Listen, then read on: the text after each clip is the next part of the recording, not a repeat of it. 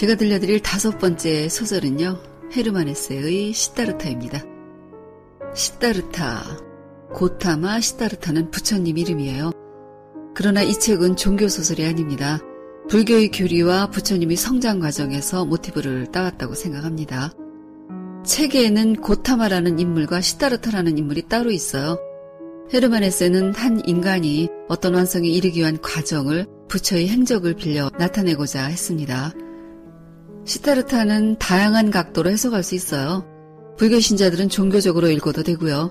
다른 종교를 가진 분들은 자신의 종교적 입장으로 읽어도 충분히 변환 가능합니다. 모든 종교는 선과 악의 극명함이 있거든요. 이 책은 성장 소설이고요. 내적 성장을 위한 고통과 기쁨을 담고 있습니다. 헤르만 헤세는 독일 작가예요. 헤세의 주옥 같은 작품들은 열거하는 것만으로도 가슴이 벅찹니다. 데미안, 나르치스 골드문트, 수레바퀴 아래서, 유리알 유희 등등등. 헤세는 불교에 관심이 많았어요. 물론 다른 종교에도 그랬고요. 나르치스 골드문트는 신학교가 배경이고요. 유리알 유희는 소설 속에서 언급은 안 하지만 다 읽고 나면 아주 불교적이에요. 이 소설들엔 공통점이 있습니다. 그건 바로 성장의 조건이에요. 고통과 고뇌를 거친 인간의 성장을 자신의 모든 작품에서 말하고 있습니다. 그러면 이야기 시작하겠습니다. 주인공은 시다르타예요. 시다르타는 브라만 집안 출신입니다. 인도에는 4계급이 있는데요. 승려, 왕족, 평민, 노예 이렇게 4계급이에요. 브라만은 승려 계급을 말하는 거고요. 최고 계급입니다. 브라만은 왕보다 더 높고요. 신의 후예라고 생각합니다. 시다르타는 이런 대단한 가문에서 태어났어요. 그는 같은 계급인 브라만 출신의 고빈다와 어렸을 때부터 친구로 성장합니다. 학자인 부친의 가르침을 듣고 현자들이 담화에 어울렸으며 고빈다와 논전을 익혀나갔어요. 그는 그냥 그런 걸 익히는 게 아니라 아주 빠르고 깊게 익혔습니다.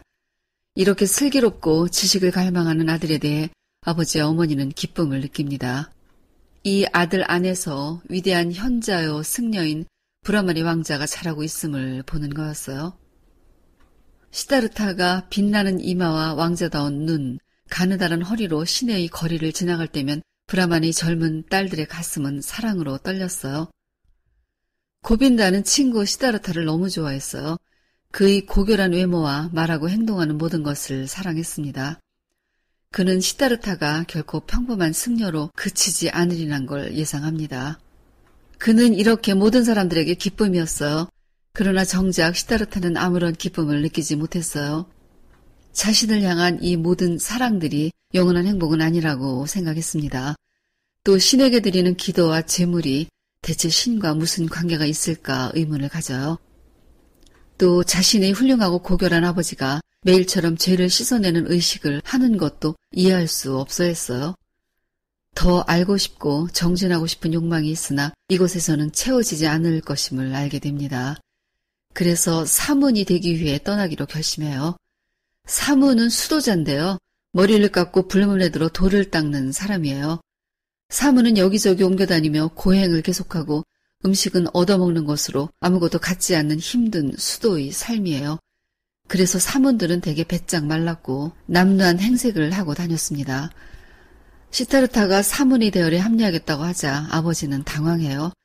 그러나 허락할 때까지 그 자리에서 며칠 동안 움직이지 않고 서 있는 아들이 점점 크게 보이고 낯설게 보이기 시작합니다. 결국 아버지는 자신의 아들이 더 이상 자신의 곁에 머물 수 없다는 걸 인정했어요. 그는 뜻을 같이 하는 고빈다와 함께 집을, 고향을 떠나 사문의 대열에 합류하게 됩니다.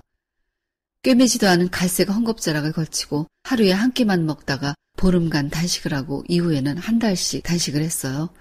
그의 허벅지와 뺨에서는 살이 빠져나갔고 퀭하게 커져버린 두 눈에서는 뜨거운 꿈이 불타올랐어요. 여자들과 부딪힐 때면 그의 눈초리는 얼음처럼 싸늘해졌고 호화롭게 치장한 사람들에 뒤섞여 도시를 지나갈 때 그의 입가에는 경멸의 빛이 떠올랐습니다. 자신의 일상 속에서 본능대로 살아가는 사람들이 그에게는 거들떠볼 가치가 없는 것들이었어요. 거기서는 악취가 풍기고 거짓의 냄새가 났기 때문이었죠. 세상의 쓰디쓴 것은 인생의 번뇌인 거였어요. 그의 목표는 갈증, 욕망, 기쁨, 슬픔에서 벗어나는 일상의 모든 것과 감정에서 초연해지는 해탈이었어요. 그걸 위해 그는 고행을 계속했습니다. 수직으로 내리쬐는 햇빛을 받으며 갈증과 고통을 참을 수 있을 때까지 서 있었고, 비가 내리치면 다리에 찬 감각이 없어질 때까지 그대로 맞고 서 있었어요. 가시덤불 속에 웅크리고 앉아 가시에 찔린 표부에서 피가 흐르고 고름이 나와도 고통이 느껴지지 않을 때까지 꼼짝 않고 앉아 있었어요. 또 호흡을 절약하는 법을 배워 호흡과 더불어 심장의 고통이 쉬게 하는 법도 배웠어요. 이렇게 고통을 통해 감각을 죽여나가면서 자아를 뛰어넘어 무아의 경지에 머물렀으나 항상 그 끝은 다시 자신의 자아로 돌아오곤 했어요. 그는 이런 윤회의 고통 속에서 한계를 느꼈습니다. 두 사람이 집을 떠나 사문들 곁에서 지내며 수도를 한 지 3년이 지났을 때 고타마라는 사람의 소문이 들려왔어요. 고타마는 이승의 번뇌를 극복하고 윤회의 바퀴를 먹게 한 숭고한 인물로 가르침을 베풀면서 젊은이들에게 둘러싸여 온 나라를 누비고 다닌다는 소문이었어요. 사문들은 고타마를 만나 가르침을 받기 위해 떠났고 시타르타와 고빈다도 떠나기로 합니다. 그런데 어느 날 시타르타는 우연히 길에서 고타마와 마주치게 됩니다. 누런 가사를 걸치고 탁발그릇을 손에 든 꾸밈 없는 남자는 겸허한 태도와 깊은 생각에 잠긴 모습이었어요. 그 조용한 얼굴은 기쁨도 슬픔도 띠지 않았고 소리 없이 내면을 향해 웃음 짓고 있었어요. 누가 그라고 말해주지 않았어도 알아본 것은 이런 완벽하게 평화로운 모습 때문이었어요. 저녁이 되었고 가르침을 말하는 그의 음성을 들었어요. 번뇌와 해탈에 대해 말하는 그의 음성은 조용하고 낭낭하게 흘렀습니다. 그의 말이 끝났을 때 많은 사람들이 그의 교단에 들어가기를 청하고 고빈다도 승단에 입적하게 됩니다. 시타르타는 고타마의 가르침과 태도에 깊은 공감과 감명을 받았지만 혼자만의 길을 가기로 합니다. 고타마의 설법에서 그가 체험한 비밀을 듣지 못했으므로 혼자 목표에 도달하기 위해 떠나기로 결심했습니다. 그는 그동안 스승을 갖기를 소망했지만 이제 그 욕망이 자기 안에서 사라졌음을 확신했습니다. 도시로 들어가기 전 강을 건너준 뱃사공의 집에서 하루를 묵은 후 도시로 들어갔고 거기서 한 여자를 만나게 됩니다. 그녀는 아름다운 기생으로 이름은 카마라예요. 그는 그녀의 아름다움에 반했고 그녀가 갖고 있는 사랑의 기술을 배우고 싶어해요. 하지만 도도한 카마라는 남루한 사문일 뿐인 그에게 좋은 옷을 입고 돈과 선물을 가지고 와야 한다고 말했어요. 그렇게 거절은 했지만 무언가 달라 보이는 시타르타에게 뭘 할 줄 아냐고 질문해요. 카마라의 질문에 그는 생각할 수 있고 기다릴 수 있고 금식할 수 있다는 대답을 합니다. 그녀는 시타르타에게 끌렸어요. 그는 카마라에게 육체적 사랑을 배우고 카마라가 말한 좋은 옷과 돈을 얻기 위해 그 도시에서 제일 부자 상인인 카마스바미에게 갔습니다. 그 이후로 장사일을 하며 돈을 벌고 카마라와 유희를 벌였어요.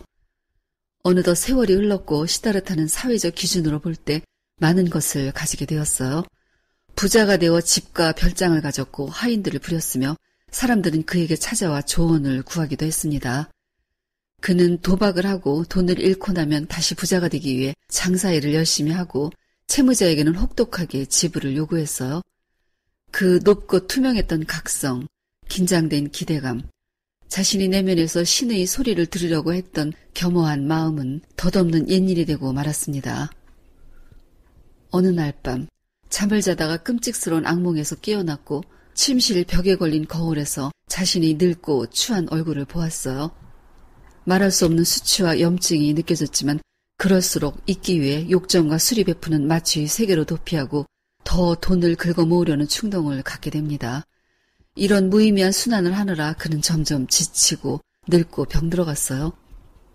그리고 어느 날 그는 카마라가 기르는 새가 죽어서 뻣뻣해진 꿈을 꾸었어요. 죽은 새를 길가로 내던져버리는 순간 심장이 찢어질 듯 아픔을 느낍니다. 마치 죽은 새와 함께 모든 가치와 재산이 자기에게서 내던져진 것 같음을 느꼈어요. 꿈에서 깨어난 시타르타는 무가치하고 무의미한 삶을 살고 있는 자신에 대해 깊은 비애를 느낍니다. 죽음과 같은 공포를 느끼며 지난 날들을 돌아보았어요. 그리고 아무것도 만족한 것이 없었음을 알게 됩니다. 자신이 빠져있던 유희조차 윤회가 아니었을까에 생각이 미쳤어요. 그리고 이제 그 유희가 끝났음을, 자신의 내부에서 무언가 죽었으므로 자신이 소유한 것과 이별할 때가 되었다고 생각합니다. 그는 자신이 정원, 별장 등 모든 곳에 결별을 고하고 그날 밤 아무것도 가지지 않은 채 도시를 떠납니다. 그가 떠났다는 소식을 들은 카마라는 새장문을 열고 새를 꺼내 날려보냈어요. 그리고 얼마 지나지 않아 그녀는 자신이 시다르타의 아이를 임신했음을 알게 됩니다. 도시를 떠난 시다르타는 수치스러운 삶을 끝장내버리기 위해 그저 편안히 죽고 싶은 소망으로 가득 차 있었어요. 자신에게 해당된 윤회의 바퀴는 돌대로 돌아 기운을 다하여 이제 멎어버린 것은 아닐까 생각했어요. 그는 오래전 청년 시절에 왔었던 숲 근처 강가에 도착했습니다. 죽어버리기 위해 두 눈을 감고 물속으로 영원히 들어가려고 하던 순간 그의 영혼이 동떨어진 한 모퉁이에서 과거 속으로부터 한마디 울림이 들려왔어요. 아무런 사고가 끼어있지 않은 채 저절로 울려나오는 소리. 그건 모든 브라만의 기도의 첫소리요 마지막 소리인 신성한 말, 완전한 것을 음미하는 옴이라는 소리였어요. 이 소리의 울림은 시다르타의 정신을 깨우고 행동의 어리석음을 인식하게 해주었습니다. 그는 피로에 못 이겨 야자수 아래 쓰러져 잠이 들었어요. 꿈도 꾸지 않은 채 깊은 잠을, 지난 몇 년 이래로 이루어 본 적이 없을 만큼의 깊은 잠을 자게 됩니다. 몇 시간 후 깨어났을 때 10년의 세월이 흘러간 듯함을 느꼈어요. 그리고 오랜만에 새로 태어난 듯한 기쁨 속에서 자신이 빠져 죽으려고 했던 강물에 깊은 사랑을 느낍니다. 그는 이 강에 머물기로 결심합니다. 강에서 배울 수 있다고 생각한 거였어요. 그리고 강의 뱃사공을 만났어요. 그 뱃사공은 오래전 자신을 건너주었던 그 뱃사공으로 이름은 바수데바였어요.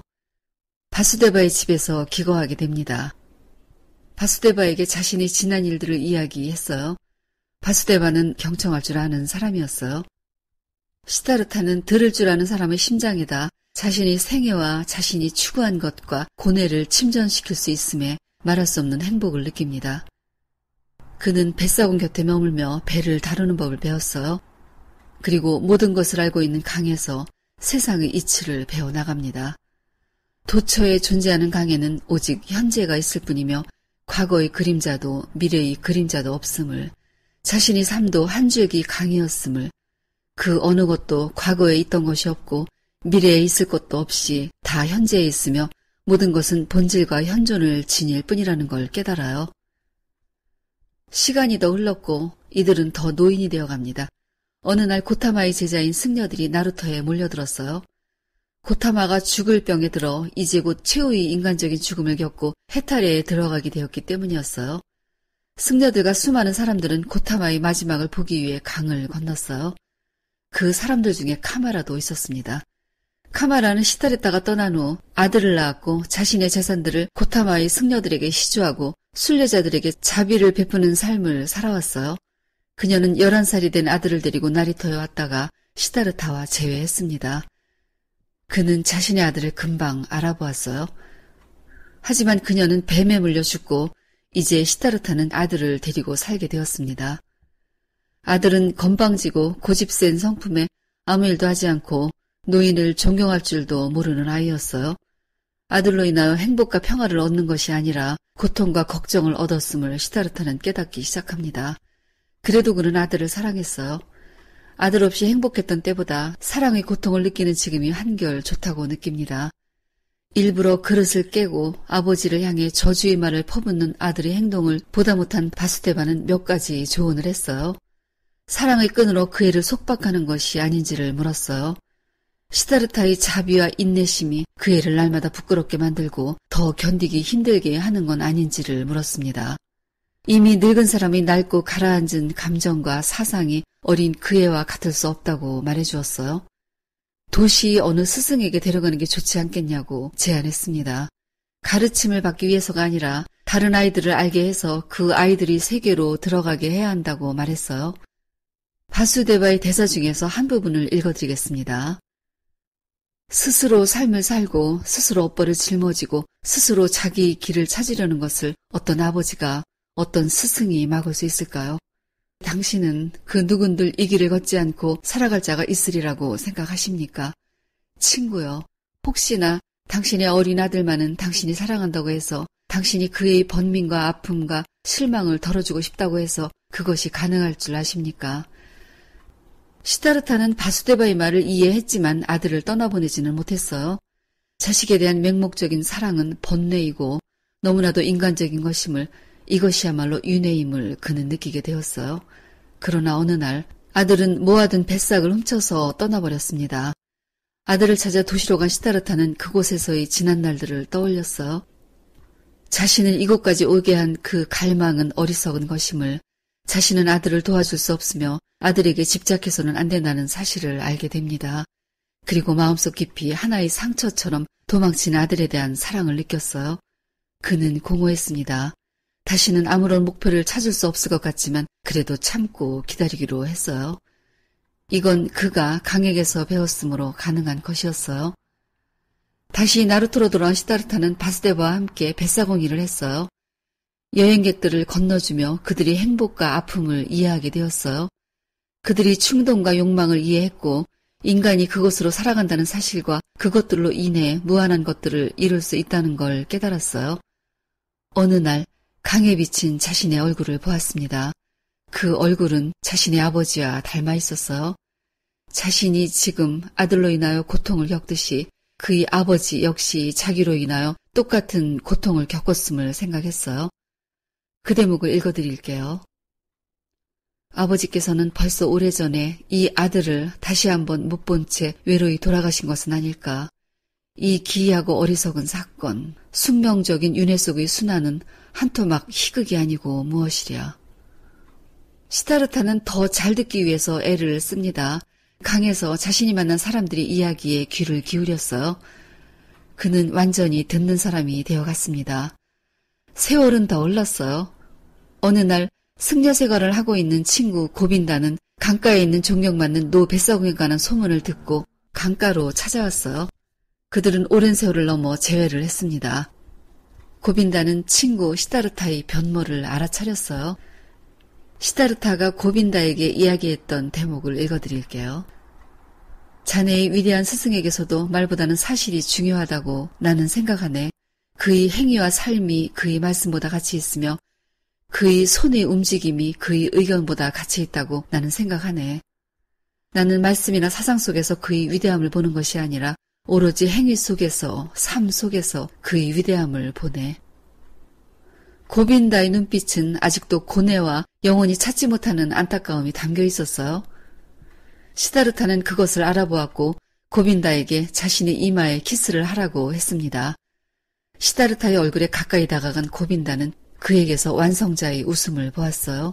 소리 없이 고요하고 온화한 웃음을 짓고 있는 시다르타는 바로 지존의 웃음과 똑같았습니다. 고빈다는 그 앞에 엎드려 절을 했어요. 시다르타의 웃음은 고빈다가 영원히 찾아 헤매던 바로 그 가장 가치 있는 성스러움이었습니다. 소설은 여기서 끝입니다. 오래전에 이 책을 읽었을 때는 결국 시다르타가 부처가 된 거라고 생각했어요. 그런데 지금은 아닙니다. 일상적 삶의 경험을 통해서 그가 깨달았다는 생각을 더 많이 하게 돼요. 그건 결국 종교든 학문이든 그저 원칙만 지킨다면 그 이상의 것을 얻을 수는 없다는 걸 말하는 게 아닐까 합니다. 한자리에 앉아 성경만 읽고 기도만 한다고 해서 먹지 않고 참선만 한다고 해서 궁극의 목적에 도달하는 것이 아니듯 말입니다. 인간의 지독한 보통의 삶, 그걸 살아내야 얻을 수 있다는 거죠. 성직자의 행동적 모순, 공허한 교리는 바로 거기서 비롯되는 거 아닐까 합니다. 살아오면서 우리는 수많은 복병들을 만났어요. 그건 힘들고도 지독한 시간이었을 겁니다. 그러나 그게 그렇게 힘들기만 했을까요? 지금은 어떤지요? 그래서 시다르타의 고행과 괴로움은 내용은 다르겠지만 우리의 지나온 인생의 어느 한때와 닮아있다는 생각이 듭니다. 오늘은 여기까지입니다. 듣느라고 수고하셨어요. 좋은 책 가지고 다시 만나요.